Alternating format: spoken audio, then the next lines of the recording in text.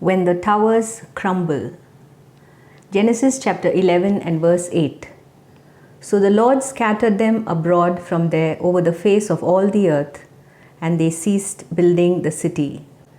The story of the Tower of Babel, as recorded in Genesis chapter 11, will be familiar to most of us. Up until that time, all the people of the earth lived together and spoke one common language. When the people reached the plain in the land of Shinar, they devised an ambitious plan. They proposed to build a city and a tower that would be so tall that the top would reach the skies. The people hoped that by doing so, they could make a name for themselves and also become a force that no one could contend with. The Lord came down to inspect this scene, and He perceived their pride, which, if left unchecked, would find them joining together to do things that He would not approve of. The Lord just made one simple move. He confused their language so that they could not understand each other. That's why the name Babel. He then scattered the people all over the face of the earth. Once communication was severed, all their lofty plans were thwarted. In Luke chapter 12, verses 16 to 21, Jesus told a parable of a man who prospered so much that he had to break down his storehouses and build bigger ones. His premise was that if he stored enough to last a lifetime, his soul would be secure. Listen to his words in Luke chapter 12 and verse 19. And I will say to my soul, Soul, you have many goods laid up for many years. Take your ease, eat, drink, and be merry. Guess what God did? God called him a fool, and in just one move, He demanded that man's soul that very night. Woefully, he had to leave behind everything that he had hoarded for himself, and in the bargain, he even lost his own soul. Let me highlight to you some of the towers that we have built to highly esteem ourselves. The tower of financial prosperity and affluence. The tower of knowledge which permeates our educational system and elevates the degrees we possess.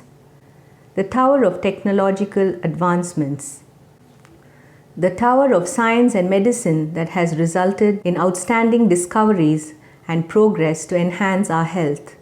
The tower of careers which demand that we work hard and long to get to the top.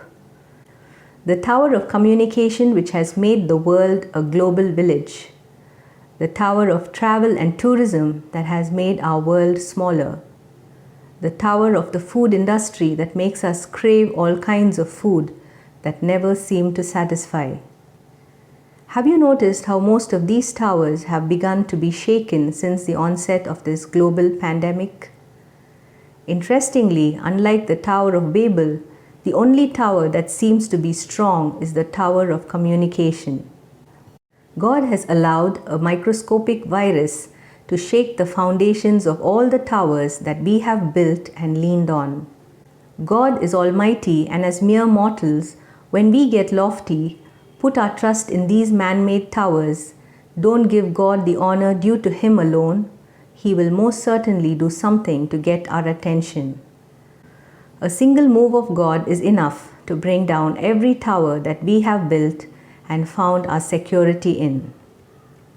This is the time to repent, to humble ourselves, to stop leaning on our own understanding or any of these towers that we have tried to find security in, and to lean on the Lord completely.